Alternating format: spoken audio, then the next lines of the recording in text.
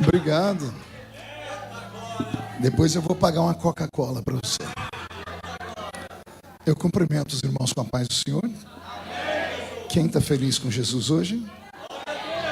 Então, encontre uma pessoa bem bonita do seu lado e dê um sorriso para ela. Ficou difícil? Eu escutei uma pessoa ali atrás falar misericórdia. Está tão ruim assim? Geralmente eu falo assim: se não tiver ninguém bonito aí embaixo, é só olhar aqui para cima. Mas só sobrou eu e o Roberto. Se contenta com o que está aí do seu lado mesmo, tá? Uma alegria estar aqui nessa linda igreja. Conheci o pastor Marcelo, essa figura simpática, querida.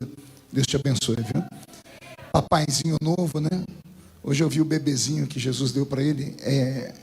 Como é que é o nome do Isaac, né? Isaac desse tamanhozinho assim. Ele olhou para mim e falou assim: cadê o tio Bolsonaro? Pensa num bebê esperto, né? Uma alegria encontrar aqui o Lucas Augustinho. Você está firme, né, rapaz? Eu olho para ele e eu fico com inveja. É porque a Bíblia diz que nós somos o templo do Espírito Santo. Ele é uma catedral do Espírito Santo. Né, Lucas? Cabe mais Espírito Santo nele do que na gente, né? Por isso que é abençoado desse jeito. A gente só se encontra em vigília, né? Só chama a gente louco para vigília. Bom te encontrar aqui, Deus te abençoe, te amo. Tem sido uma voz profética na nossa nação. E um moço crente, Deus te abençoe. O que faz a diferença é isso, é ser crente de verdade. Abra sua Bíblia comigo. Primeiro livro do profeta Samuel. Se você puder estar sobre os seus pés, em reverência à leitura do texto sagrado. Primeiro livro do profeta Samuel, capítulo de número 4. Deus está aqui. 1 Samuel, capítulo 4, verso de número 17. E na sequência, o segundo livro do profeta Samuel, no capítulo 6. 1 Samuel 4 e 17. E então respondeu o que trazia as novas e disse: Israel fugiu de diante dos filisteus. Houve grande morticínio entre o povo. E os seus 2 filhos, Ofni e Finéias, morreram. E a arca de Deus foi tomada. Segundo livro do profeta Samuel, capítulo de número 6.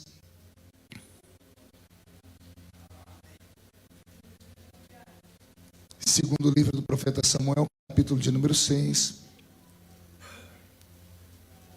Versículo 13 a seguir. Oi? Não entendi. Também não entendi. O que tem? Versículo 12 mais 1. Entendi. Está escrito: e sucedeu que, quando os que levavam a arca do Senhor tinham dado 6 passos, sacrificava bois e carneiros cevados.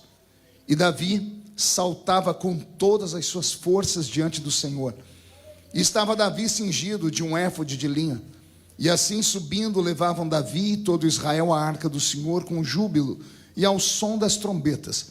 E sucedeu que, entrando a arca do Senhor na cidade de Davi, Mical, a filha de Saul, estava olhando pela janela e vendo ao rei Davi, que ia bailando e saltando diante do Senhor, o desprezou no seu coração. Amém. Feche a Bíblia, coloque no banco, na cadeira, e pegue na mão da pessoa mais perfumada do seu lado. Eu tentei bonito, não deu certo. Perfumado deve ter alguém. Isso, aperte a mão dessa criatura com carinho até ela falar aleluia. Feche os olhos por um minuto, vamos orar mais uma vez. Senhor, a minha oração não invalida a oração do pastor Marcelo, pelo contrário, ela soma-se à dele. Porque nesse momento, Pai, nós vamos caminhar pelo tapete da sua revelação. E na medida em que eu estiver pregando, o Senhor tem liberdade para transformar este ambiente. E eu gostaria muito que o Senhor cercasse esta igreja com a sua glória. E num raio de 5 quilômetros, onde houver um demônio alojado, Eu dou a esses demônios segundos para sumirem da cidade de Lim, porque se não sumirem, serão queimados pelo poder da sua glória, que aqui será derramada.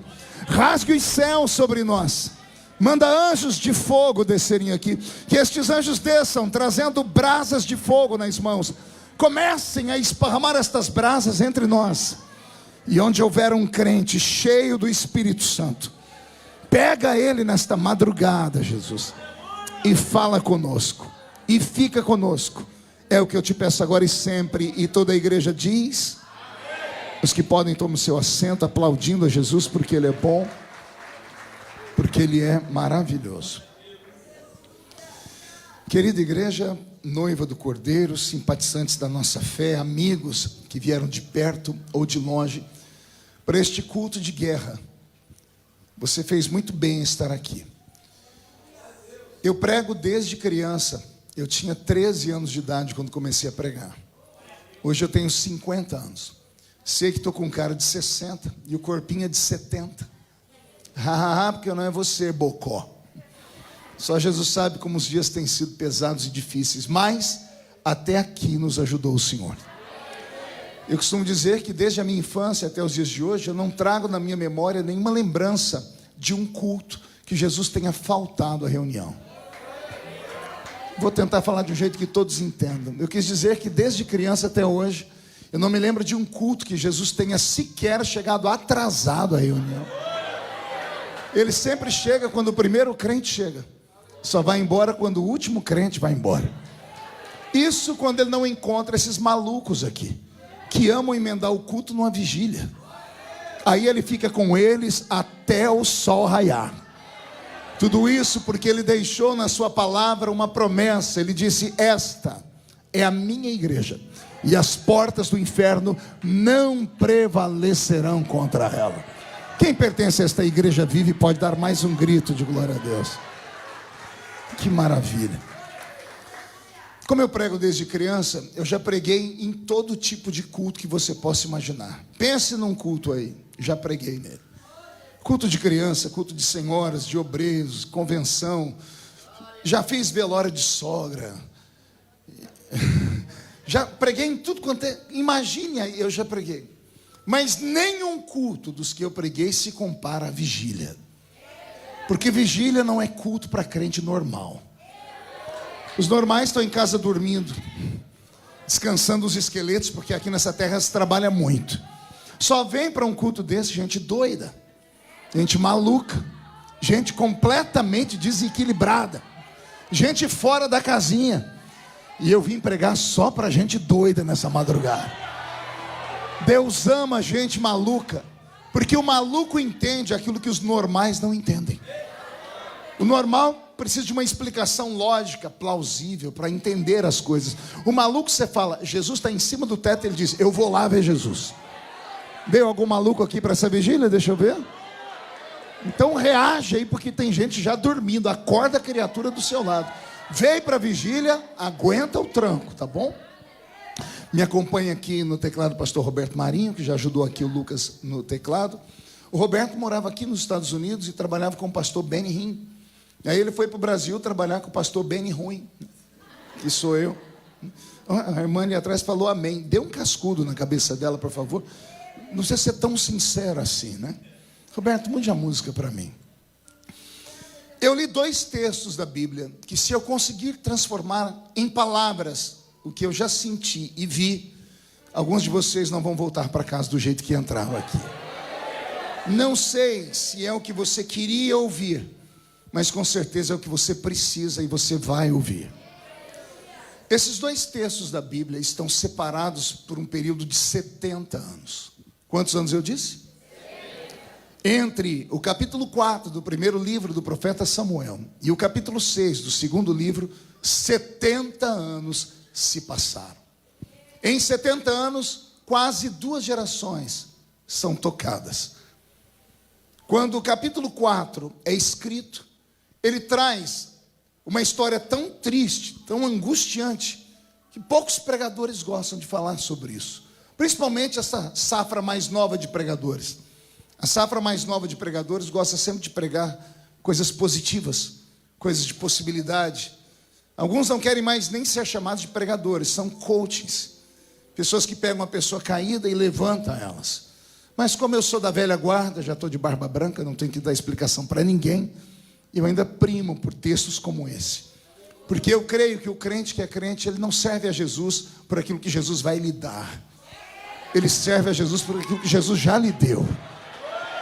E ainda que Jesus não nos dê nada nesta noite, nós ainda seremos eternamente devedores a Ele. E ao desavisado que pergunta: o que foi que Ele me deu, pastor? Porque eu estou todo lascado. É que você só olha na esfera da terra e esquece o que a Bíblia diz na boca do apóstolo. O homem ou a mulher que espera em Cristo só nesta vida é o mais miserável de todos os seres humanos. Porque na verdade, Ele já nos deu coisas que o dinheiro não pode comprar. O seu nome, o meu nome está escrito no livro da vida. Se a trombeta do arrebatamento tocar agora, e daqui de Lins só 2 subirem, eu tenho certeza que um sou eu. Quem é o outro? E vem atrás, deixa eu ver. Isso, então acorda de novo. O capítulo 4 vai nos contar aqui o final de uma saga horrível. Imagine um povo que Deus chama lá da terra maldita do Egito, que dá para eles uma promessa fantástica, que caminha com eles pelo meio do deserto e que faz eles entrarem na terra que manava leite e mel. Imagine vocês que nós temos um testamento inteiro só contando a história desse povo, Israel. Aqueles que conhecem a Bíblia sabem que a Bíblia Sagrada só fala do mundo todo nos primeiros capítulos da Bíblia. Quando nasce Abraão, ou quando começa a história de Abraão, Deus esquece o mundo todo. E Ele faz a Bíblia toda ser escrita em cima da história de um único povo, que é o povo de Israel. E Deus vai contar para nós a saga deste povo. Aquele que conhece um pouco da Bíblia vai entender que tudo que foi escrito para o nosso conhecimento. Quem não conhece a história está fadado a repeti-la, a cair nos mesmos erros e nos laços. Por isso nós temos o Velho Testamento. O Velho Testamento conta a história de Israel. E o que é Israel? Israel é a igreja do Velho Testamento. Pastor, a palavra igreja não aparece na Bíblia no Velho Testamento. Não aparece porque é uma palavra grega. E o Novo Testamento foi escrito em grego. A palavra igreja vem do verbo eclésia ou eclesia, que significa chamados para fora. Mas eu encontrei o termo igreja no Velho Testamento, só que está em hebraico. Deus entrou em uma tenda, numa madrugada, acordou um homem na calada da noite e disse para ele: sai do meio da sua parentela e vai para uma terra que eu ainda hei de te mostrar. Então Deus olhou um homem e disse: sai para fora da sua tenda. E se a palavra igreja é chamados para fora, nós temos uma igreja que nasce em Abraão. E de Abraão, Isaac. E de Isaac, Jacó. E de Jacó, 12 tribos. Das 12 tribos, uma tribo especial para ser a tribo dos levitas. Da tribo dos levitas nasce o primeiro legislador de Israel, que é Moisés, que escreve o que seria a Constituição Federal da nação de Israel, que são os primeiros 5 livros da Bíblia. Nós chamamos de Pentateuco: Gênesis, Êxodo, Levítico, Números e Deuteronômio. Então nós temos toda uma história que envolve a nação de Israel. E não é à toa que a história está aqui. Israel é o símbolo da igreja que fracassou. O símbolo de uma igreja que tombou. Um símbolo de uma igreja que cometeu o pior de todos os pecados. E eu sei que agora eu mexi com a sua mente, porque o crente que é sábio, ele fica imaginando qual é o pior de todos os pecados. O crente mais antigo vai dizer: ah, pastor, é o adultério. Pois é, Israel cometeu um pecado pior do que adultério. O que pode ser pior do que adultério? Um pecado que não tem desculpa. Todos os pecados a pessoa tem desculpa. O que mata, matou em legítima defesa. O que rouba, rouba para colocar comida na boca do filho. O que adultera diz: adulterei por incompatibilidade de gênero, ou porque foi traído e dei o troco. Todos os pecados têm uma desculpa. Mas o pior de todos os pecados não tem desculpa. É o pecado que Israel cometeu. Pergunte para mim, qual é o pecado, pastor? Só falo se todo mundo perguntar. O pecado da ingratidão. Não existe pecado igual ao pecado da ingratidão. O ingrato não tem desculpa. Que desculpa tem aquele ou aquela que você tira do meio da rua, coloca dentro da sua casa, Você tira da boca dos filhos e dá para a criatura. Você estende a mão, você dá a sua vida por ela. E quando você menos espera, a criatura crava um punhal nas suas costas. Foi o que Israel fez. Só que o pecado da ingratidão, o preço por ele pago é terrível. Quando Israel traiu Deus desta forma, sendo ingrato, Deus chegou em Moisés e disse: Moisés, vou punir o povo. Moisés tremeu nas bases e disse: Senhor, o que é que o Senhor vai fazer? Vai nos matar de sede? E o Senhor disse: não, já preparei a rocha de Meribá para dar água a vocês. Então o Senhor vai nos matar de fome? Não, já transformei o céu numa padaria, e todos os dias vocês vão ter o maná, o pão vivo do céu. O Senhor vai nos matar então de frio? Não, na calada da noite já preparei uma nuvem que vai liberar um calor, que vai iluminar vocês e trazer fogo. Então o Senhor vai nos matar de calor no deserto? Não, a mesma nuvem que de noite faz um fogo que aquece de dia, ela vai fazer uma sombra que vai trazer sobre vocês acalento. Então o Senhor vai nos matar de vergonha, porque a nossa roupa vai envelhecer, o sapato vai furar. O Senhor diz: não, já liberei uma unção sobre a roupa. O sapato não fura, a roupa não envelhece. Eu imagino Moisés dizendo: se o Senhor não vai matar a gente de frio, nem de calor, nem de vergonha, se o Senhor não vai matar a gente de fome, nem de sede, o que pode ser pior do que isso? E Deus diz: pior do que tudo isso é não entrarem na minha terra.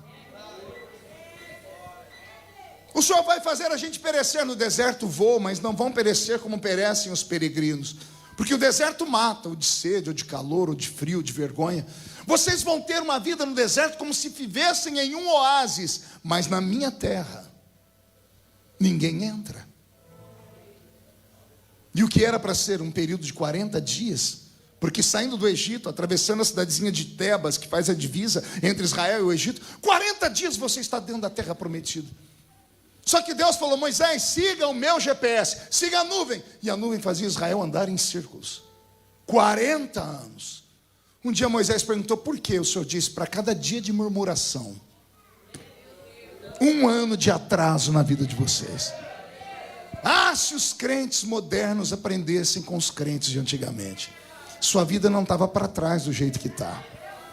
Que a gente só murmura. Ah, pastor, mas eu não tenho o que eu quero. Pode não ter o que você quer, mas você tem tudo que você precisa. Já percebeu isso ou não? Você pode não ter tudo que você quer, mas Deus tem te dado tudo que você precisa. Ao murmurar, você diz que Deus errou, e Deus não erra. Ah, pastor, mas e as promessas? Vão se cumprir, mas toda promessa passa pelo teste do tempo. Aguenta o tempo e a promessa vai se cumprir na sua vida. Esse é o Israel do Velho Testamento. Esse Israel, depois de 40 anos, não conseguem atravessar a linha de chegada. Saíram 3 milhões de hebreus do Egito. Quantos milhões eu disse? As pessoas falam: como é que pregador arruma esses números, né? É só ser inteligente. A Bíblia diz que saíram do Egito 600 mil homens de guerra, 600 mil almas de guerra, homens que tinham exatamente 30 anos de idade, o ano da emancipação do hebreu. Por isso o ministério de Jesus começa quando ele tem 30 anos de idade, quando ele está emancipado. Então, quando a Bíblia diz: saíram do Egito 600 mil almas de guerra, 600 mil homens com 30 anos. Se cada homem com 30 anos tem uma esposa, cada homem e uma esposa um filho, um homem de 30 anos ainda tem o pai e a mãe vivo, 5 vezes 600, 3 milhões de hebreus. 3 milhões de hebreus saíram. Só 2 almas chegaram do outro lado: Josué e Calebe. Nem o pastor a quem Deus confiou aquele rebanho, que era Moisés, nem o pastor entrou na terra. Deus levou ele para o alto do Monte Pisga, de fronte de Bet-peor, e falou: contempla a terra. Contemplei, agora morre. Por que não entro lá? Porque eu falei para você conversar com a pedra e você bateu nela. E a pedra era Jesus. E a rocha de Meribá, que dá água, ainda está aqui nessa noite. Um pedido a você: não fira a pedra, não bata nela, não espanque. Ela tem água para dar. Pede, ora, conversa. Deus não é seu empregado. Não coloque Deus na parede dizendo: ou o Senhor me dá ou eu vou embora daqui. Não diga a Deus: ou o Senhor faz ou eu largo mão de tudo. Deus não é seu empregado. Ele é pai. Quer ver um pai feliz? É você dar um beijo na face dele. é você dar um pulo no pescoço dele, não fazer graça ou falar grosso. Aprendamos a tratar Deus como Pai. Essa nação inteira, depois de muito tempo, 40 anos, mandaram para a terra prometida os nascidos no deserto. Entrou uma outra geração, uma geração que nasceu no deserto. Um dia eu estava meditando nisso e me deu um arrepio. O Senhor falou comigo: filho, eu tirei Israel do Egito, mas não dei conta de tirar o Egito de dentro de Israel. Vou falar de novo. Eu tirei o povo do Egito, mas não tirei o Egito de dentro do povo. E por isso não deixei entrar em Canaã. Que é a interpretação disso? Dói.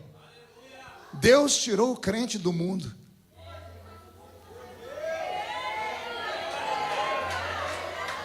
mas não consegue tirar o mundo de dentro do crente. E aí o crente vive uma vida boa, mundana, mas boa. Não, eu posso errar porque está dando tudo certo. Eu tenho casa, eu tenho comida, eu não estou morrendo de frio, nem de calor, nem de vergonha. Aí o Senhor diz: tudo bem, só que na minha terra... Vou falar de novo. Saiu do mundo, o mundo não saiu de você. Vai ter uma vida boa aqui, mas não vai morar no céu. Porque como cantavam os nossos velhos pais, que só tinham 2 dentes na boca, o zagueiro e o atacante, era o analfa de pai e beta de mãe. Eles cantavam que no céu não entra pecado, nem malícia, nem prostituição. Pastor, o senhor saiu lá do Brasil para vir falar de doutrina aqui nessa vigília? Não. Doutrina, você tem o seu pastor. Eu vim falar de uma coisa mais séria que doutrina: vergonha na cara, um pouquinho de brilho no seu rosto. Porque alguns crentes modernos acham mesmo que a igreja é a casa da mãe Joana. E aqui não é a casa da mãe Joana. Pastor, pega, leva, querido, a porta da rua é serventia da casa. Você não veio para uma vigília? Aguenta o tranco. Vigília é um lugar onde as pessoas buscam aquilo que não acontece no culto normal. E eu vim aqui tentar falar para você por que as coisas não acontecem mais. As coisas não acontecem porque nós não mudamos a nossa história. Eu vou dar um exemplo bem simples, prático, pode até me chamar de chato. Eu vou fechar o olho, senão eu entrego as pessoas. Imagine que tem do seu lado uma pessoa que está mascando chiclete. Teve 2 que fizeram bolinha enquanto eu estou pregando. A pessoa não sabe onde ela está. Porque se ela tivesse respeito, ela entenderia que num ambiente como esse não é lugar para isso. Eu sou uma autoridade constituída. Eu sou uma autoridade constituída. Eu fico diante de ministros, diante de juízes, diante do presidente da república. Tente mascar chiclete diante de uma autoridade. O cerimonial chega em você e diz assim: ó, você está num lugar diferente. Isso é falta de respeito. Eu aprendi isso quando era criança na escola. A professora vinha com a régua e batia na mão da gente. Aqui não é lugar disso. Aí o crente vem para a casa do Senhor e fica mascando chiclete. Ah, pastor, aqui não é. Aqui é. Aqui não tem juiz, mas o Rei dos Reis está aqui. E na verdade eu estou tentando te ajudar. Porque vai que mesmo mascando chicletes, resolve dar um glória a Deus, o chiclete voa e cola no cabelo da irmã que está na sua frente. Você vai ver o inferno acontecer na sua vida. E eu estou vendo um monte de gente agora desajeitado. Falou: pastor, o que eu faço com o chiclete? Engole. Porque se você tirar da boca, você vai querer colar nessa cadeira. E essa cadeira foi comprada com dízimo. Foi comprada com oferta que é santa. Nós não queremos algo de novo. Nós não cantamos com o Lucas Agostinho.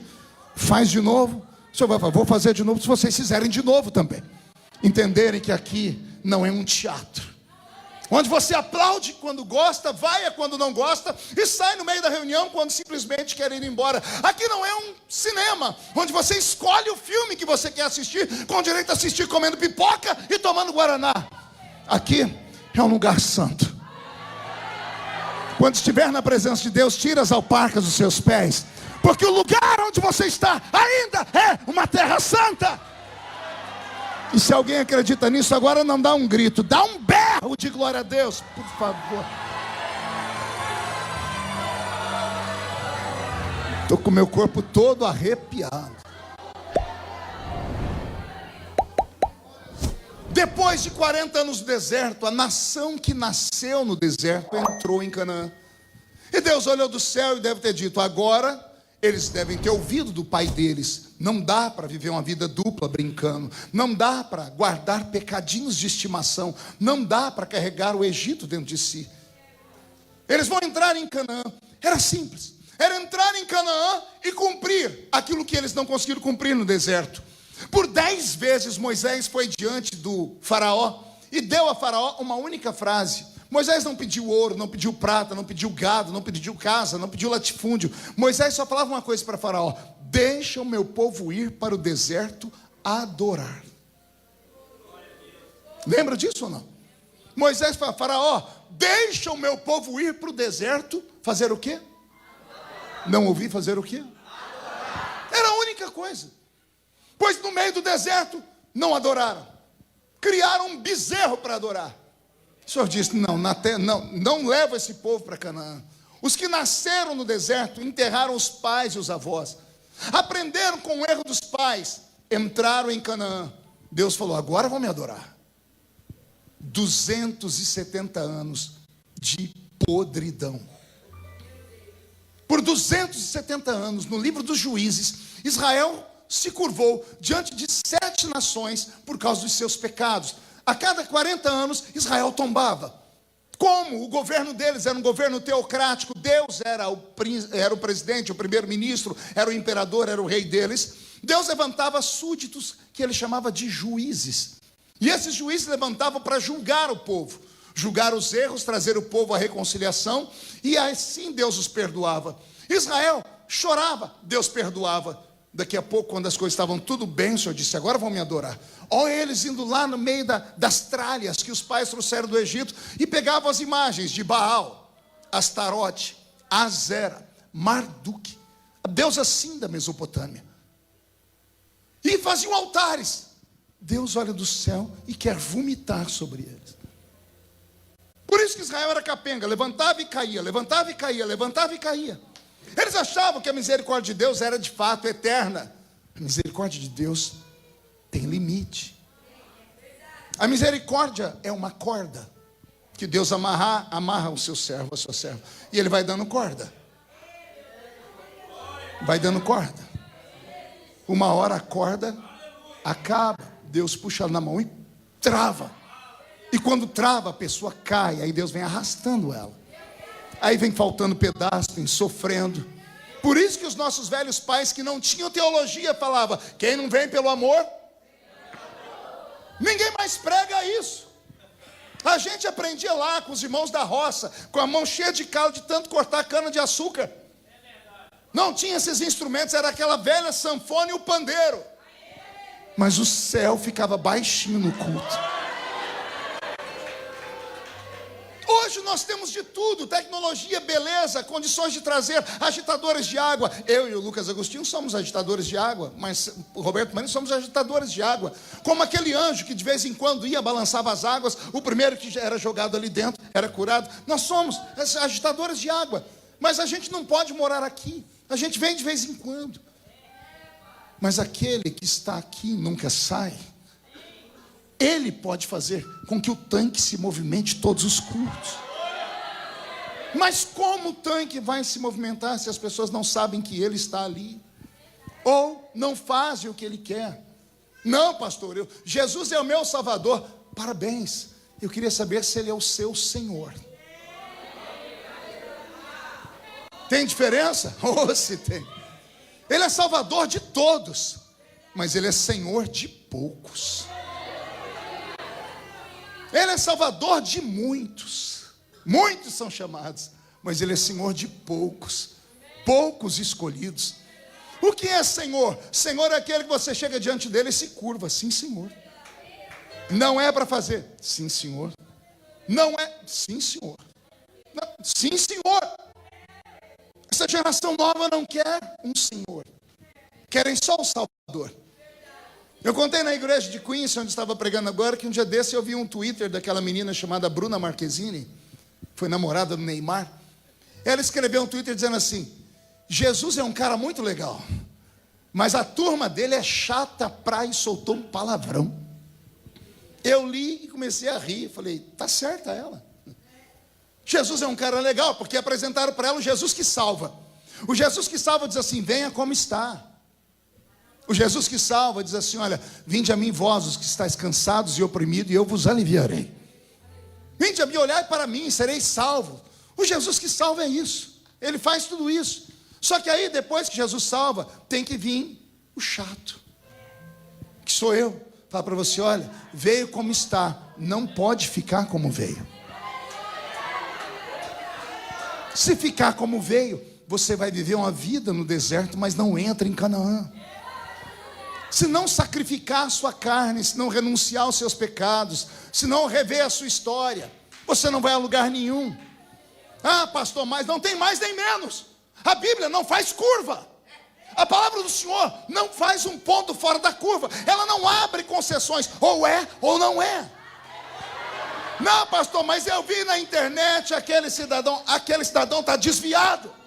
É um herético. Aquilo é lixo de internet. É um irresponsável, aquele que prega, às vezes sentado num banquinho, olhando para você, dizendo, não importa o que você fez no verão passado. Venha como está e fique como veio. É a graça, é a hipergraça, é a maravilhosa graça. Ah, seu sem graça. Quer vir como está e ficar como veio? Escute a frase do velho pregador, depois nós vamos ver como é que vai ficar. Quando naquele dia o Senhor falar, eu não te conheço, mas eu curei no seu nome, mas eu fiz o seu nome, aparta-te de mim, porque eu não te conheço. Que nessa noite o céu fique baixinho de verdade na sua alma. Deus não te trouxe aqui para ter uma conversa estranha, Ele quer um papo reto com você. Ele te trouxe porque Ele ainda te ama. Pastor, está doendo, é sinal que você está vivo. Ele bate, açoita só quem Ele ama. Dura essa criatura que eu estou pregando, ela está abrindo a boca de sono, me olhando com uma cara feia, parecendo que foi batizado num pote de vinagre. Aconteceu de tudo. Olha o olho da criatura seco, parecendo olho de sapo que morreu no dia de enchente. Achou que eu não ia falar, né? Veio para uma vigília e está com essa boca travada, essa boca de aço, essa língua de ferro, esse queixo de concreto. Deus tem coisas maiores para você. Beto, mude a música aí. No final da trajetória dos juízes, Deus levantou um homem chamado Samuel. Qual o nome dele, igreja? Samuel é um homem que tem um ministério único na Bíblia. No Velho Testamento, ele é o único homem de Deus que tem um ministério tríplice. Samuel foi profeta, foi sacerdote e foi juiz. Era um homem que viu o céu pelo lado de dentro, ouviu a voz de Deus quando criança. Deus tinha uma intimidade com ele, que Deus revelava as coisas para ele que ninguém sabia o que estava acontecendo. Era um homem único. Deus levantou ele antes que a lâmpada se apagasse. Já leram no livro dele? E o Senhor chamou o menino antes que a lâmpada se apagasse. Eu me emociono, porque eu acho que o desejo de Deus nesta hora é levantar Samuéis. Deus levantar pessoas para pregarem a verdade antes que a lâmpada se apague. Porque se a lâmpada se apagar, fica todo mundo no escuro. Dentro do tabernáculo havia um menorá com 7 lâmpadas. O sacerdote tinha que chegar lá antes das 6 da manhã, porque no frio da noite congelava o azeite que era batido dentro das canaletas de ouro, e algumas lâmpadas iam se apagando. Aí Deus chamou o menino antes que as lâmpadas se apagassem. Olha que coisa linda. Porque antes da lâmpada se apagar, o sacerdote pegava uma espevitadeira, um fio grande em forma de agulha, ele fincava dentro da menorá, ia quebrando o azeite endurecido até chegar no fundo, onde ainda tinha azeite líquido. E quando ele puxava de uma vez, a pressão fazia o azeite subir e o azeite cuspia na canaleta. Tinha uma chama de fogo aqui do lado, a chama lambia o azeite e pegava fogo na de cá. Ia pegando fogo até acender. Tem muita lâmpada apagada na igreja. Quem sabe hoje Jesus vai usar você para acender a lâmpada que está do seu lado. Quem acredita que Deus ainda faz isso? Eu também acredito. Samuel foi um profeta, foi um sacerdote, um juiz. E um dia o povo chegou em Samuel. Olha a proposta do povo. Samuel, diga a Deus que nós não queremos mais o governo dele. Como assim? Nós não queremos mais um rei que a gente não vê. Nós não queremos um rei que a gente não sabe onde ele mora. Nós queremos um rei que a gente possa bater palmas e dizer, olha, o nosso rei, como é bonito, para a gente possa xingar ele, que a gente possa brigar com ele. O nosso reino é teocrático, nós queremos um reino monárquico na terra. O Samuel, obrigado a falar com Deus, chegou diante dele. A Bíblia diz que ele chegou diante de Deus e não sabia o que falar. Como é que você fala para o Criador que o povo não quer mais ele? Ele foi indo, enrolando. Deus disse, Samuel, eu sei o que você veio fazer aqui. Sabe, Senhor? Sei. Me rejeitaram, né? Não rejeitaram a ti, rejeitaram a mim. Se eles não me querem, eu vou embora. Não fico onde ninguém me quer. Não fico onde não sou bem-vindo. Eles querem um rei homem, darei a eles um rei homem. Darei o rei mais bonito que tem em Israel. Darei para eles Saul, que acima do ombro de todos os hebreus é o mais alto. É jovem, é bonito, a pele é viçosa, o cabelo é bonito, sabe falar bem. O meu espírito vai encher ele, só que o povo vai se arrepender. Por quê, Senhor? Porque um reino não pode ter dois reis. Se ele chega, eu me vou. Se Saul vai governar, eu vou embora. Não sei se Samuel entendeu. Eu sei que lá na frente, Israel está lá, tranquilo. O atalaia está no alto de uma muralha. Do lado dele tem 3 trombetas. Uma trombeta de guerra, uma trombeta de vitória e uma trombeta de festa. O atalaia pega um telescópio, coloca nos olhos e começa a olhar as planícies ao lado de Jerusalém. E ele percebe ao longe o tremeluzir de uma flâmula, uma bandeira. Quando ele aperta os olhos, ele vê o desenho da bandeira, tem um Deus. Um Deus que era uma sereia. O nome dele é Dagon. Meio peixe e meio homem. Deus dos filisteus. Quando ele vê a armada vindo, pela distância, pelo cálculo, ele dá um sorriso. Ele pega a trombeta de guerra e toca. Um capitão vem, o que você vê? Vejo aproximadamente 10.000 filisteus vindo contra nós. O capitão não se atemoriza. Ele dá um grito e diz, preciso só de 30.000 soldados. 3 por 1, a vitória está no papo. Não é assim, pastor Kaique? 3 por 1, a vitória está no papo. 30.000 homens de guerra vão saindo. Ofni e Finéias, sacerdotes de Israel, filhos do sacerdote Eli, o pastor presidente do reino. Ele diz assim, vamos para a peleja também. Viram 30.000 homens, falaram, nós não vamos ter nem que guerrear. 30.000 contra 10.000, a vitória é nossa. Saíram para a peleja. E no meio do campo de batalha, acontece algo fora do normal. Um historiador de Israel disse que para cada lança tirada por um filisteu, a lança traspassava 3 hebreus. Uma flecha tirada ao lento, ela encontrava os judeus onde eles estivessem. Havia uma força sobre-humana entre os filisteus e começaram a tombar judeus. O que era para ser um massacre do lado de cá, virou do lado de lá. Mais de 15.000 judeus estão caídos no chão, mortos ou enfermos ao extremo. Os judeus pedem uma trégua. E enquanto se faz uma trégua, a boca miúda vai dizendo, vamos perder essa batalha. Ofni e Finéias têm uma ideia brilhante. Vamos no santuário do nosso pai. Lá dentro tem uma arma secreta, chamada Arca do Concerto. A Arca da Aliança, o trono de Deus no Santo dos Santos. Vamos trazer para cá. Porque nossos velhos pais contavam que com a arca nos ombros os sacerdotes abriram o Rio Jordão. Outras batalhas foram vencidas apenas pela presença da arca. Vamos buscar a arca e a vitória será nossa. E eles foram em Jerusalém, trouxeram a arca. A Bíblia diz que quando a arca estava chegando, era de tarde, o sol bateu na arca, o brilho era tão forte que os soldados que estavam caídos, enfermos, olharam e começaram a gritar. Os vivos gritaram mais ainda, os que estavam com saúde, e começaram a gritar de felicidade. A Bíblia diz que lá no arraial dos filisteus, eles tremeram e disseram, parece que Deus desceu no meio do arraial dos judeus. E com Deus não dá para brigar.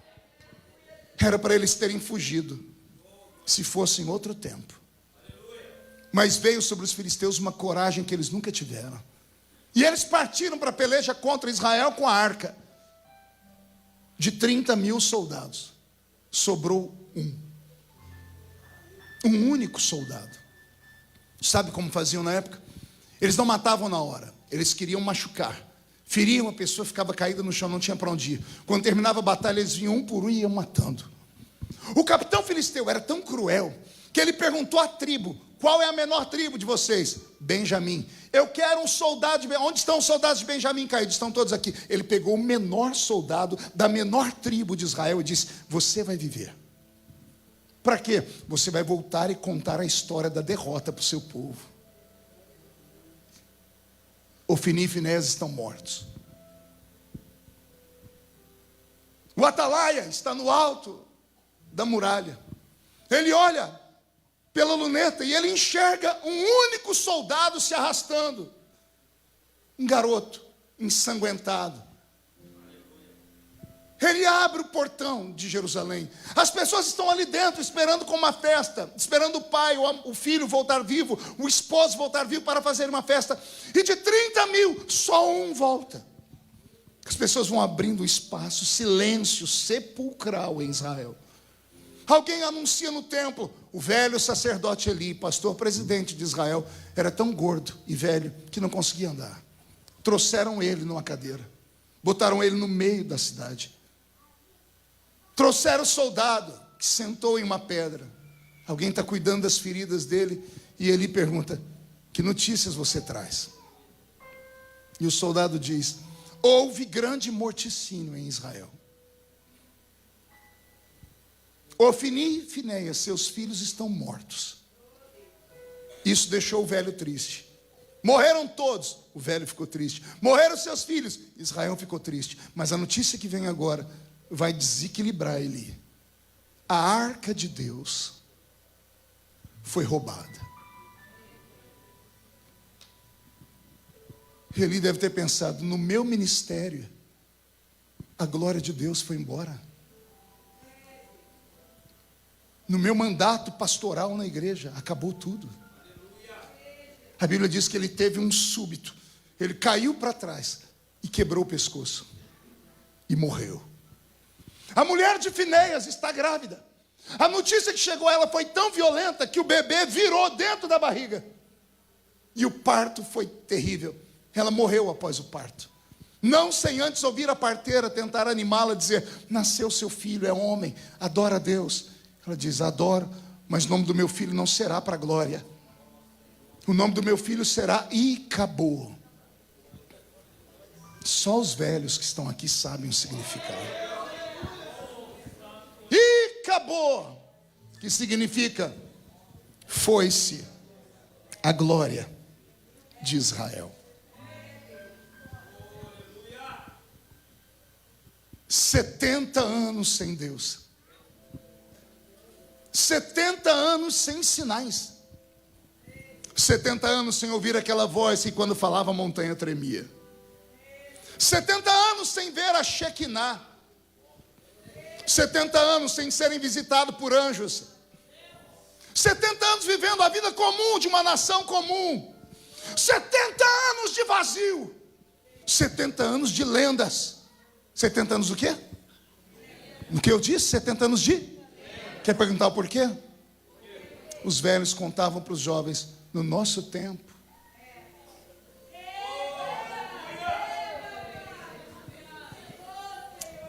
Eu me emociono, porque eu não acreditava que eu ia envelhecer na igreja. A minha geração se preparou para o arrebatamento. Todo mundo falava de arrebatamento, de domingo a domingo. Nós tínhamos medo de assistir televisão e Jesus voltar, e a gente está assistindo Fantástico ou qualquer outra programação e entrar o jornal dizendo assim: plantão do Jornal Nacional informa. Nós morrimos de medo disso. Nós nos preparamos para a vinda de Jesus e Jesus não veio.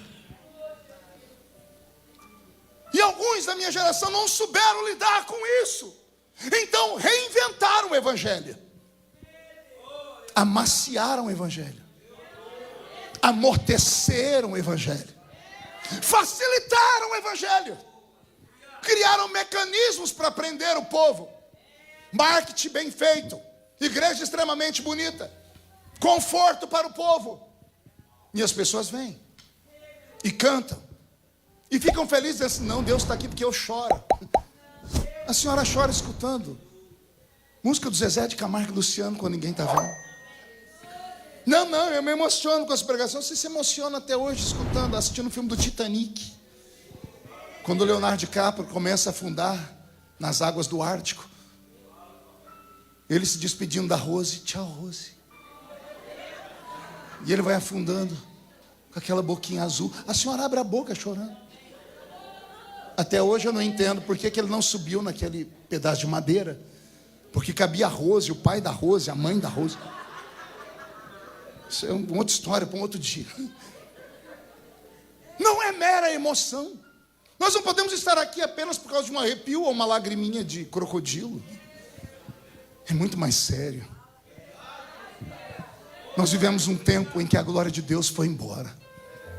Não, pastor, olha a multidão. Quem foi que disse que avivamento é quantidade? Avivamento não é quantidade. Avivamento é qualidade. Qualidade. Quer ver um exemplo de que isso não é avivamento? Esse ano que passou agora eu fui na Marcha para Jesus, orei, cantei, levei o presidente. 3 milhões de crentes marchando em São Paulo. Lindo. Jornal Nacional, William Bonner teve que engasgadamente falar: 3 milhões de crentes marcham para Jesus em São Paulo. E a gente ficou todo orgulhoso. Quando eu estava no hotel para ficar orgulhoso, o senhor disse: seria mais bonito se ele continuasse a frase, né, filho? Eu falei: como assim? O senhor disse, se ele falasse assim: 3 milhões de crentes marcham em São Paulo, vírgula, eles oram e um paralítico anda. Um cego enxerga.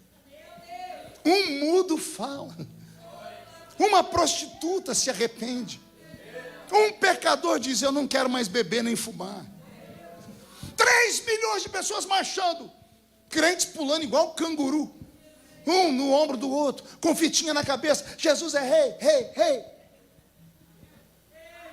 E do lado, tem a Cracolândia. Uma Zumbilândia a céu aberto. E o país que tem 30% de evangélicos se bate no peito dizendo: somos o maior país evangélico do mundo. 60 milhões de crentes. Todo ano tem 1 milhão de abortos.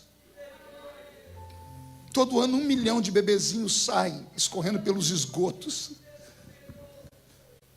O maior índice de pessoas drogadas do mundo está no meu país. Só no ano passado 40 mil pessoas foram assassinadas. Mais do que a guerra da Síria. E aí alguém vai me dizer que há avivamento? Não temos avivamento. Nós temos passatempo. Muda a música, Beto. Aquela que eu gosto. Nós temos entretenimento. Virou entretenimento, igreja. Não, eu vou lá, tem uma boa música, tem um bom orador, e se o orador ainda fizer a gente rir, ótimo. As pessoas não querem mais um pregador, querem um comediante. As pessoas acham que o púlpito é um picadeiro para um palhaço ficar fazendo as pessoas rirem. E os nossos filhos estão indo para o inferno, porque entram na igreja e não veem nada, só escutam lendas. De vez em quando, Deus, por misericórdia, levanta alguém com dom. E aí Jesus cura uma dor de dente, é manchete de jornal. Jesus curou uma dor de dente. É tão raso. E alguém pergunta: o que aconteceu, pastor? A glória foi embora. Trocamos Deus por homem. Nossos cultos não são cristocêntricos. O homem se tornou o centro do culto. Tudo gira em torno de nós. Não, pastor, sim, você tem uns louvores que você gosta mais. Ah, esse aqui eu não gosto, esse aqui eu gosto. Mas louvor é para nós? Louvor é para a gente? Louvor não é para Deus? Mas você tem o seu predileto, porque ele toca um pontinho de emoção na sua alma. Tem alguma coisa muito errada acontecendo. E será que ninguém vai enxergar isso? A minha geração está indo embora. Já não temos mais força. A geração que vem é uma geração rasa. Não conhecem Jesus como nós conhecemos. Não vão conseguir segurar o povo. Será que vai acontecer o que aconteceu com a Europa? Caminhe por Amsterdã e você vai ver lá no centro as grandes igrejas. Algumas delas permanecem com estrutura de igreja, mas dentro delas são prostíbulos. Fizeram a propósito, as igrejas faliram. E como são prédios tombados, compraram os prédios e lá dentro são prostíbulos, cassinos. Aí você passa na red light e tem mulheres expostas como se fosse um açougue. No lugar onde aconteceu um dos maiores avivamentos do mundo.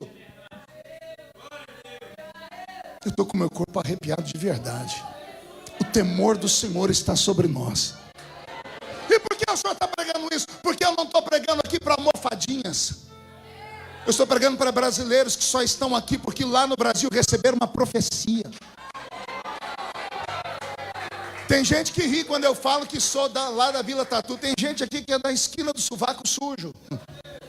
Tem gente que vem de um lugar que não tem nem nome, você não acha no mapa. Mas veio para cá, aprendeu a falar how are you? Colocou uma roupinha comprada ali na Macy's e acha que é o dono da cocada preta, porque se julga acima dos outros. Esqueceu que Deus falou com você: vou te levar para aquela terra e lá você vai ser um tição tirado do fogo. E aí você morreu. Não, pastor, morreu. Não, pastor, é que eu era menino. Não é meninice. Não, pastor, eu não pulo, não grito, porque eu descobri que não precisa disso. Você apodreceu. Você diz que amadureceu. Na verdade, você apodreceu. Você se perdeu. E aí Jesus traz um profeta na vigília. Só para dizer a você: a glória tem que voltar.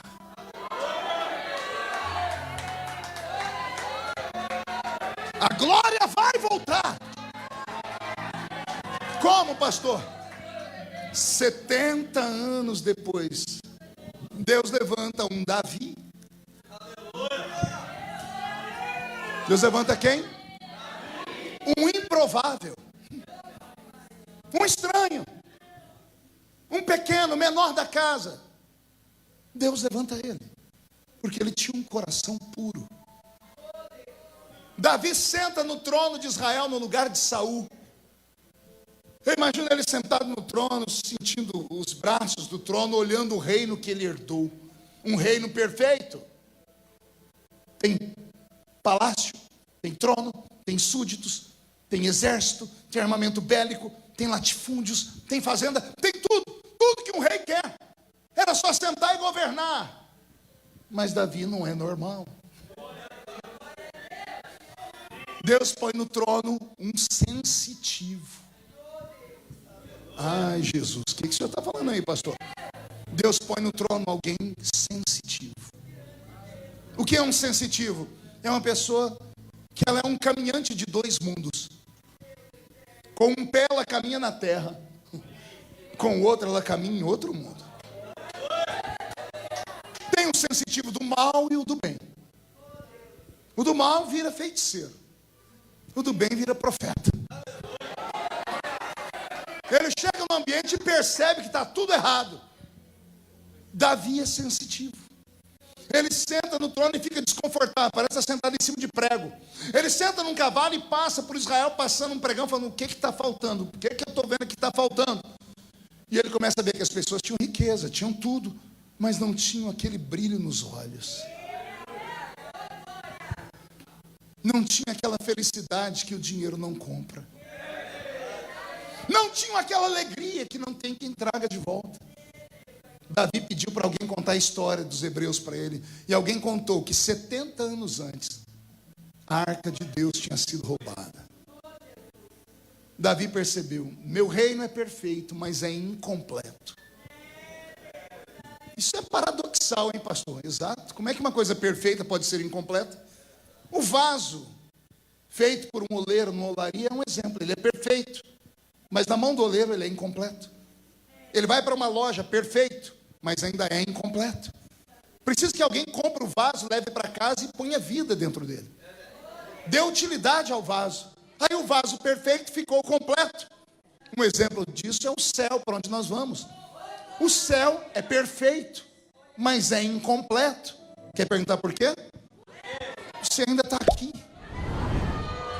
O céu só vai ser perfeito e completo quando a gente chegar lá.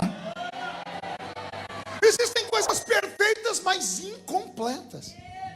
Davi percebeu que o reino era perfeito, mas era incompleto. Faltava algo. Me perdoa, Senhor. Faltava uma coisa. Me perdoa também, Senhor. Não era algo que faltava. Não era uma coisa que faltava. Faltava alguém. Vou falar de novo. Faltava alguém em Israel. Alguém que o povo só conhecia como lendas. E Davi disse: eu vou buscar de volta. Onde está a arca? Está lá naquele lugar. Vou buscar de volta. Será que eu acho um exército que quer ir comigo? E levanta um exército de malucos. 30 mil homens. Quantos homens? Olha como Deus é justo. Com 30 mil Israel perdeu. Davi vai com 30 mil para a batalha. Ele chega e pega os filisteus no contrapé. Ele mata todo mundo. E eles acham a arca. Quando acham a arca, diz Davi: achamos o tesouro. Acharam? Deixa eu ver. Eu imagino Davi vendo a arca pela primeira vez. Querubins de ouro em cima da tampa do propiciatório. Caixa de madeira de acácia pintada de ouro lá dentro. Os objetos sagrados de Israel.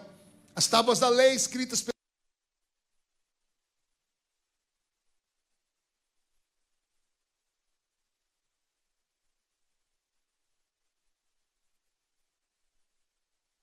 As tábuas da lei, a palavra pregada com verdade, a doutrina, os dogmas que são imutáveis, a vara de Arão, a simplicidade da igreja. Lembra de quando os nossos pais cantavam que nós éramos jambuzeiros bravos e fomos enxertados nele porque ele era a oliveira verdadeira. Nós um ramo quebrado. A simplicidade. O vaso de ouro com maná. O maná, a palavra que vinha do céu. Não era que vinha do jornal. Do céu, não é a que vinha do Google. Era do céu, não é a que vinha de livros. É o maná que era entregue pelos anjos. E o vaso de ouro? O vaso de ouro fala dos dons do Espírito Santo. Lembra quando Eliezer foi buscar uma noiva para Isaac? Alguém lembra? Eliezer saiu com 10 camelos. Levou em um dos camelos joias de prata e joias de ouro e vestidos. Encontrou Rebeca. Chamou Rebeca. Quando Rebeca aceitou, ele vestiu Rebeca com vestes novas e adornou ela com joias de prata e joias de ouro. Joias de prata, frutos do Espírito. A Bíblia fala que são 9. Dons do Espírito, joias de ouro, são 9. A igreja adornada com a veste da pureza, a noiva que vai se casar, cheia de dons e de frutos. Quando a arca foi embora a doutrina. Quando a arca foi embora a mensagem revelada, a simplicidade do evangelho, e foi embora os dons. Quando Davi viu a arca, ele disse: agora nós vamos levar tudo de volta.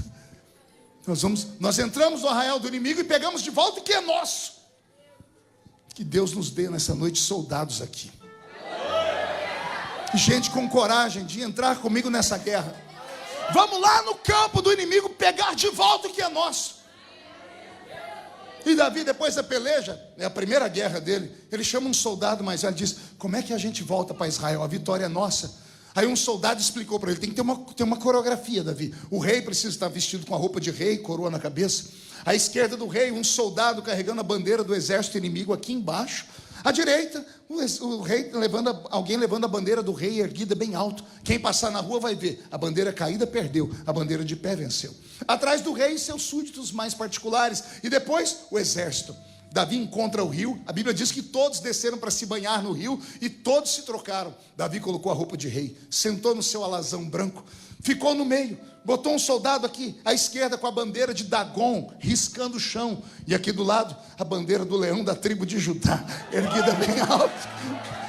Aqui atrás Os soldados que ele encontrou na caverna de Adulão, que se tornaram seus soldados mais queridos e fiéis, e atrás o exército. Davi está pronto na coreografia, pastor Marcelo diz, bora marchar, mas ela tem uma coisa errada. Cadê o soldado antigo? Como é que é a coreografia? O rei vai na frente, esquerda, direita. Quem vai na frente? O rei. Já entendi. Abra o caminho aqui atrás. Traga uma arca. Cadê a arca? E o soldado antigo, não, rei, está errado. Quem vai na frente é o rei. Ele disse, quem vai na frente é o rei. Traga uma arca. Aleluia. Coloca uma arca em cima de uma carruagem de boi velho. Nos primeiros passos, um dos bois tropeçou. A arca era pesada, só a tampa pesava quase 400 quilos de ouro maciço. A tampa pesava 2 ou 3 vezes mais do que a arca, porque a arca era de madeira de acácia, uma madeira leve, só pintada de ouro. Então, para carregar, tinha que ter muito cuidado. Por isso que não podia ser carregado em cima de carruagem, tinha que ser homens carregarem. E não era qualquer homem, tinha que ser levita. E não era qualquer levita, tinha que ser levita da família de Coate. Só os coatitas, escolhidos para aquilo. Não era qualquer um. Colocaram na carruagem, a carruagem tombou, a arca foi caindo, aí aparece um herói que todo mundo chama de vilão. Eu acho que eu sou o único pastor do mundo que defendo Uzá. Porque a Bíblia diz que Uzá se jogou em cima da arca e ele morreu. Alguém diz, Deus matou ele porque ele tocou na arca. Não foi isso. Uzá foi um herói, porque quando ele percebeu que a arca estava abrindo, ele se jogou em cima dela. O peso dele trouxe a arca de volta, mas não sem antes sair lá de dentro algo que matou ele. Todo lugar que a arca ficava e abriam a tampa, todo mundo adoecia na cidade. A glória de Deus é incompatível com o ser humano. A carcaça humana não suporta por muito tempo a glória de Deus. Conversa, quem aqui tem irmãs de oração no Brasil? Aquelas irmãzinhas, aquelas velhinhas do coque, você tem? Todo mundo tem. Já viram que a vida deles é uma vida de miséria? Não conheço gente que revela extremamente rico ou poderoso. Todos os crentes de oração vivem uma vida de pobreza e são doentes. Pergunte por quê? Eles vivem mais no mundo de lá do que de cá. A carcaça humana é incompatível com a glória. Eles passam tanto tempo diante da glória que o corpo não aguenta. Tudo que está ao seu redor é tomado. Eles veem um céu aberto, mas o corpo deles não está preparado para isso. Uzá morreu por conta disso. Davi ficou triste. Perguntou, o que diz a lei? A lei fala que a tribo de Levita, mas os filhos de Coate. Tem coatitas aqui. Levantou lá os soldados coatistas. Vocês vão carregar a arca. Vão na frente. Só que eu vou fazer uma coisa. O que, Davi? A cada 6 passos, eu vou matar um boi para Deus. Não era 60, nem 600. 6 passos. Meça aí. 3 metros. Para. Um boi. Vamos fazer um culto. Sacrifício. Nós te adoramos, Senhor. Terminou? 6 passos. 3 metros. Outro boi. Imagina fazer isso por centenas de quilômetros. Davi levou meses para chegar em Jerusalém por causa desse voto. Alguém deve ter falado, você é louco. Porque ele pegou os despojos dos filisteus. Ele tinha boi sobrando para fazer isso. Davi dizendo, não, eu não perco mais Deus de vista. 70 anos sem sacrifício, 70 anos sem culto. Daqui até Israel nós vamos devolver tudo que nós tomamos dele. Milhares de cultos instantâneos. O que não acontecia há anos, aconteceu em meses. Quando eles estão chegando a uma certa distância, está lá o atalaia em cima da muralha. Ele pega aqui a trombeta de guerra, trombeta de festa e trombeta de vitória. Ele está até tremendo. Ele vê a bandeira do leão da tribo de Judá tremeluzindo. 70 anos antes, viram a trombeta, ou viram a bandeira do infeliz do Dagon. Agora é a bandeira do leão da tribo de Judá. Ele toca a trombeta de festa. Quando ele toca a trombeta de festa, Israel se levanta. Davi já tinha mandado um soldado falar com a mulher dele, Mical ou Milca. Diz para ela, prepara uma festa. A menina entendia de festa, filha de rei, neta de fazendeiro, criada com pompas. Ela fez 2 festas, uma para o povão e uma só para os convivas no palácio. Ela ficou no palácio, diz o povão que se lasque lá. Aqui em cima só importância. E ela ficou olhando. Quando o povo se preparou para a festa, quando abriram o portão, era para entrar o rei. O povo está esperando. Quando colocou a cabeça na frente, e não era Davi, era os homens carregando a arca, o povo fez assim, Milca lá em cima falou: meu marido é burro, não entende nada de etiqueta. Quem tem que entrar é o rei. Não é uma caixinha pintada de ouro, é o rei. Vão escrever essa história, vão falar que meu marido é um do meio do mato. Daqui a pouco entrou Davi. Quando entrou Davi, o povo gritou. O povo foi à loucura, aplaudiram, os tangedores tocaram, os levitas estavam prontos para cantar. E o que era para Davi levantar as mãos e dizer: cheguei? Davi pula do cavalo, chama os soldados amigos, faz um círculo ao meu redor aqui, um biombo humano, olhem todos para fora. Milca está lá em cima do palácio, lá de cima ele enxerga, o que o povo não vê, ela vê Davi tirando a roupa, ela vê Davi tirar a coroa e entregar para ela, vê Davi tirar a roupa de rei. Davi ficou pelado, ele pediu para arrumarem uma roupa de éfode de linho branco, uma roupa de sacerdote, uma estola sacerdotal. Ela era um lençol que só tinha um buraco onde cabia a cabeça. Das laterais ficava sem nada, a pessoa via a nudez. E ele amarrou um cinto, estado de humilhação. Quando abriram um biombo e todo mundo viu o rei naquela situação, o povo entrou em estado de choque. Ninguém sabia o que fazer. Pararam os gritos, pararam as salvas de palma. Tem gente que está com vergonha, estão vendo a nudez do rei pela esquerda e pela direita. Davi não está nem aí para eles. Ele vai perto da arca e ele pede a um tangedor para tocar uma música.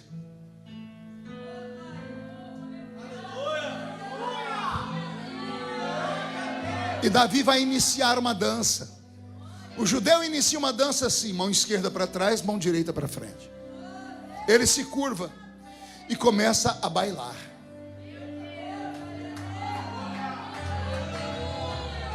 Sozinho.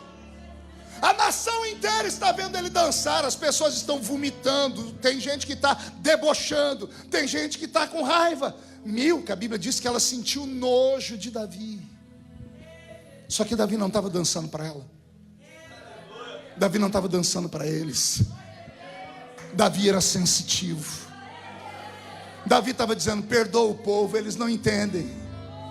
Quando o Senhor atravessou a porta, eles tinham que ter dito: o Senhor voltou. Eles não entendem, eu entendo, eu te adoro, eu bailo para ti, eu deixo a minha coroa de lado. O trono não é meu, o trono é seu, o reino é seu, o povo é seu. Toma conta do povo de novo, traz de novo a sua glória, traz de novo a sua presença, traz de novo a Shekinah, traz de novo os profetas, traz de novo os anjos, transforma este reino.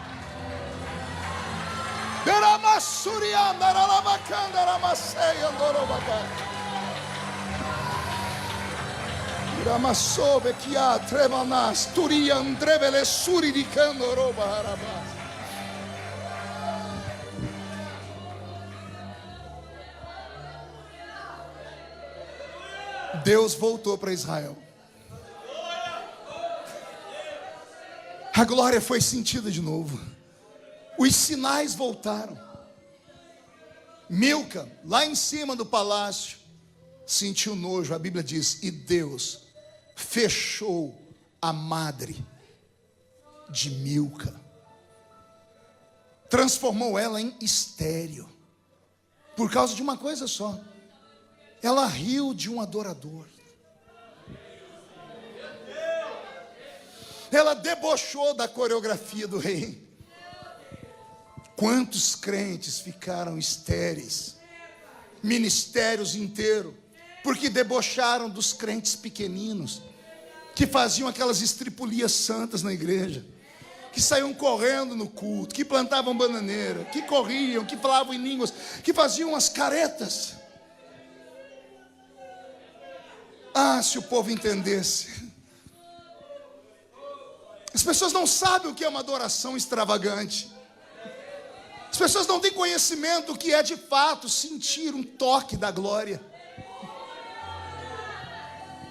Você acha mesmo que eu grito porque eu quero, é? Você acha que de vez em quando eu dou uns pulos, dou uns golpes de karatê? Você acha que eu faço isso para aparecer, né? Não. Eu sou um homem equilibrado. Eu sou uma pessoa estudada. Eu já fui cortador de cana, põe laranja, algodão e café, mas Jesus mudou a minha história. Eu sou uma pessoa que sei entrar e sair diante de reis. Pastor, então por que quando o senhor está pregando o senhor se desequilibra? Porque tem algo dentro de mim. Me perdoa, Senhor. Tem uma coisa dentro de mim. Me perdoa, Senhor. Não é coisa nem algo. É porque tem alguém dentro de mim. Eu sou templo do Espírito Santo. E de vez em quando o Espírito Santo encontra lugar para dançar para Deus. De vez em quando ele toma corpos, ele faz o crente tocar o invisível, o sobrenatural. Se você soubesse a alegria que é você descruzar o braço na hora do culto, ou o seu corpo não te controlar, ou você dar um grito, ou seus olhos marejarem de lágrima. A presença de Deus está muito forte nessa reunião.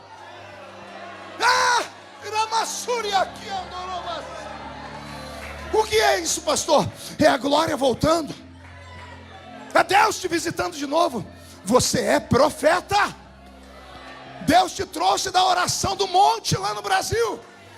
Você ia nas consagrações de manhã, de tarde, de noite. Deus falou com você. Deixa Ele te tomar uma vez mais. Ele já te usou uma vez, vai te usar de novo. Se alguém acredita nisso, reage, reage, reage, reage. Duria maceia aqui antocou barabarra.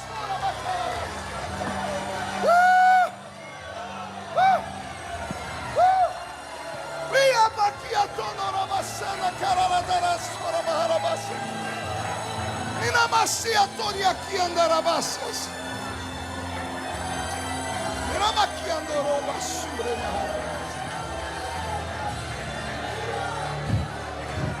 Esta é a igreja. Foi nesse ambiente que Jesus trouxe o Espírito Santo para a terra. Nada pode substituir a presença do Espírito Santo em nossos cultos. Nada. Só vale a pena se o culto for assim. Está sentindo aí? Está sentindo aí? Sente um minutinho, já estou terminando.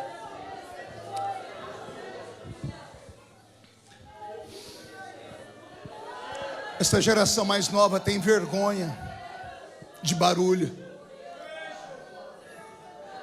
Não tenha vergonha. Pastor, mas as pessoas falam de tudo. Se você está bonita, fala. Se está feia, fala. E você vai se importar com pessoas? Elas não morreram na cruz por você. Imagine se quando um crente levanta na igreja e dá um berro, a igreja inteira olha para trás. Se esse crente chamou a sua atenção e você não é Deus, imagina o que aconteceu lá em cima. Entendeu aí ou não? Se a nossa adoração chama a atenção de homens, imagina de Deus. Eu encerro aqui. Eu estava lá no Brasil, eu moro perto de Barretos, a terra do peão de boiadeiro. Moro a 100 quilômetros. E eu ajudo muito o Hospital do Câncer de Barretos. Envio sempre emendas para lá. E um dia o diretor do hospital me chamou para conhecer as estalagens e eu estive lá. E eu confesso aos irmãos, foi um dia muito triste para mim. Porque eu nunca tinha ido num lugar onde só tem condenados à morte. Mulheres, homens, velhos, o câncer não respeita idade. Foi um dia horrível, eu não queria ficar mais lá, porque você sente o cheiro da morte. Você escuta as pessoas falar, eu tenho 2 meses de vida, eu tenho 30 dias de vida, eu tenho... Muito triste. Todo crente tinha que levar um filho lá. Esses meninos birrentos. Esses filhos que a gente tem, que só Jesus na causa. Quem tem filho adolescente sabe do que eu estou falando. Tinha que tirar um dia para levar o filho lá. Beto, muda a música de novo. Eu entrei lá dentro e o diretor me levou para conhecer as estalagens. Depois ele disse, pastor, eu posso te mostrar uma coisa nova na ala infantil? Eu falei, não faz isso comigo. Foi me levar numa ala que só tem criança condenada à morte. Eu falei, mas é só para mostrar para o senhor uma fórmula que nós estamos criando. Na verdade é um tratamento paliativo. Eu falei, tá, eu quero ir. Cheguei, tinha 2 salas, quase que uma de frente à outra.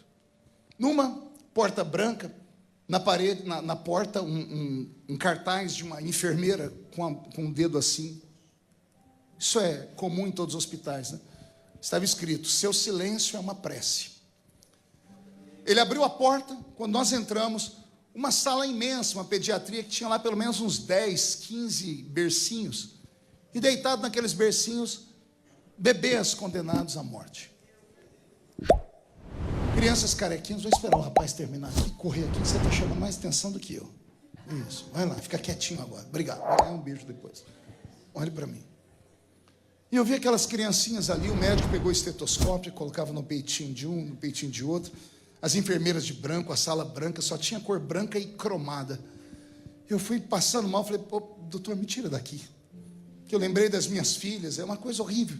Saímos, ele falou: pastor, agora eu vou te levar no tratamento paliativo. Ele chegou na porta numa outra porta, não tinha a cara da enfermeira. Ele falou: o senhor não se escandalize. Ele enfiou a mão no bolso, pastor, tirou um nariz de palhaço. O médico todo de branco botou um nariz de palhaço aqui, com uma tira, um elástico. Eu falei: o que esse homem está aprontando? Ele abriu a porta e se jogou no chão como se tivesse caído. Eu fui tentar ajudar ele, falou: não, eu estou fazendo de propósito. Ele saiu rolando. Eu olhei, as crianças ficaram em pé no berço, começaram a pular, uma algazarra. As enfermeiras pegaram lá dentro uma trombetinha, uns pratos, começaram a fazer uma barulheira. Eu comecei a olhar, era tudo colorido o quarto. Não era branco igual o outro. Eram crianças condenadas à morte. Só que nessas, elas estavam lutando pela vida. E quando terminou ali, ele saiu e falou: pastor, esse é o nosso tratamento. Eu falei: o quê? Um remédio diferente? Não, pastor. A gente chega aqui e faz festa. Eu falei: o que acontece? As crianças estão se recuperando. Eu falei: mas por quê? Diz, na ciência não explica. Eles começaram a gritar, eles cantam, eles pulam. O médico diz: sabe o que a gente pensa? O câncer é uma célula morta. Todo mundo tem. Todo mundo tem. Nós temos trilhões de células no corpo. Trilhões. Basta uma célula morta se desenvolver.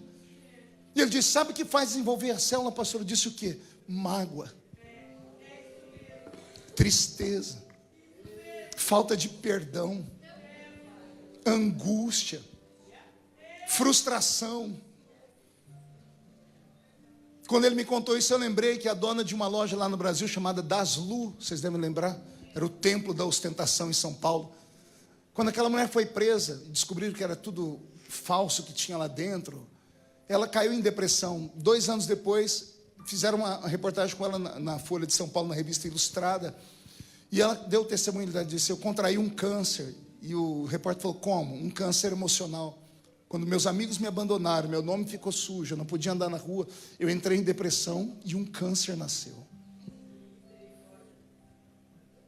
Tristeza, falta de perdão, vazio. Aí o médico disse: essa célula, quando ela se descobre morta, e algo potencializa ela, parece que ela aparece e começa a gritar com as outras: eu estou morto e vou matar todos vocês. E as células ao redor começam a morrer. Pode ver que todas as pessoas que descobrem um câncer e vão para uma cirurgia, 3 meses, morrem. Meu pai, quando descobriu um câncer, era um homem contador de piada, era um devasso, mas era um contador de piada. Do dia que ele descobriu o câncer, fez a cirurgia, 3 meses morreu. Uma tia minha, 3 meses morreu. Eu perguntei para o médico, falei: o que acontece? Ele disse: a pessoa desiste de viver. O nome do câncer é tão poderoso que ele mete medo. A pessoa deixa de viver, deixa de fazer as coisas normais, ela só pensa na morte, a célula da morte vai crescendo. Ele disse: sabe o que a gente pensa com as crianças? Eu disse: o quê? A célula morte, quando a gente começa a fazer festa e gritar e pular, as células vivas se revoltam. E gritam com a célula morta: nós vamos viver. Nós vamos viver, vamos para cima de você. Olha só o que eu aprendi na ciência: gritos e pulos são tratamento. Por que acontecia muita cura nas igrejas pentecostais? A pessoa entrava doente, daqui a pouco condenava a gritar: glória, glória, aleluia. A enfermidade tomava um susto, porque todas as doenças têm um nome pesado, mas o nome que está acima de todo nome, ele é mais forte, ele é mais poderoso do que o câncer, do que a AIDS, do que o Covid. Ele é mais poderoso do que a traição, do que o abandono, do que a tristeza. Ele é mais poderoso do que tudo. Então nossos cultos não podem ser frios. Eu me revolto quando eu vejo um crente chegar na igreja e não conseguir abrir a boca e falar: não, pastor, é o meu temperamento. Temperamento, uma vírgula. É porque você ainda não sentiu a necessidade. Porque quando você sentir necessidade, você vê que não tem mais para onde correr, você vai fazer igual Bartimeu, vai gritar até incomodar todo mundo. E aí quando falar, fica quieto, aí você grita mais alto ainda. Porque Jesus vai ouvir, vai te chamar e vai trazer o milagre. Eu profetizo nesta noite, pastor, no final desta minha pregação, que nós vamos buscar a glória de volta. Vai haver um avivamento na região de Massachusetts. Vai haver um avivamento que começa nesta madrugada na igreja de Lynn. Já está acontecendo um avivamento em casas de pessoas que estão nos assistindo pela internet. Vai haver um despertamento para a oração, para a santidade, para a pureza, da busca dos talentos. E a cidade de Linz e o estado de Massachusetts vão começar a exportar avivamento. Vou falar de novo, Deus te trouxe para um período aqui de investimento. Ele vai te encher tanto, mas tanto, que você vai começar a transbordar. Nas suas viagens para o Brasil, para Portugal, para onde Deus te mandar, onde você passar vai ficar um rastro de azeite. A sua sombra vai levantar os paralíticos. Os seus olhos vão ver o invisível. A sua boca vai adorar como nunca antes. As profecias vão voltar a fluir. E Jesus vai começar a salvar. Vai salvar a sua família, vai salvar os seus amigos, vai salvar até os seus inimigos. E se alguém acredita nisso, reage, pelo amor de Deus, reage, reage.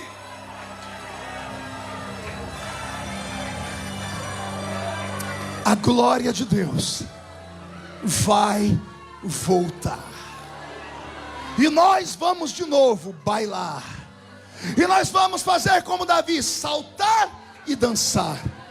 E os murmuradores ficarão estéreis. Mas que a glória de Deus vai voltar, ela vai voltar. Fica de pé comigo. Vou fazer um único convite nessa noite. Feche os olhos. Eu quero orar nesta madrugada. Somente com homens e mulheres que ao ouvirem essa pregação se sentiram tocados. E tenha coragem de dizer, numa autoavaliação: eu já fui melhor. Eu já fui mais crente. E eu sinto falta. E eu queria recuperar o que eu perdi. Eu preciso de novo, pastor. Eu preciso ver a glória de Deus de novo. Estou igual Moisés gritando: me mostra a sua glória. Rogo-te que me mostres a sua glória. Pastor, o senhor acha que é possível? Sim. E qual o caminho, pastor? O altar. Num gesto de humilhação, você deixar o seu lugar e vir aqui perto e falar: Deus, me aviva de novo, me desperta de novo, cura minha consciência de novo. Isso, vem chorando mesmo. Ah, Jesus, aleluia.